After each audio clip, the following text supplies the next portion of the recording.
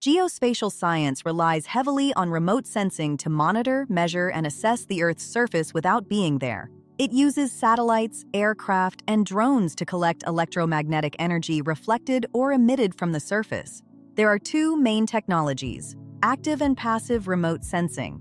Choosing the right one is vital for your analytical goals. Passive sensors detect naturally occurring energy like sunlight that is reflected off or emitted from a subject's surface. Systems like NASA's Landsat are excellent for high spectral resolution and long-term vegetation health analysis. Active sensors emit their own electromagnetic energy toward the Earth and measure the reflected backscattered signal. Systems like SAR and LiDAR can operate day or night and penetrate through clouds, smoke, or light rain.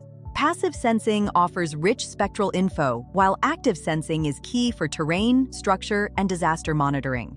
Combining both approaches depends on your specific environment. Contact us at info@gowgs84.com to learn more.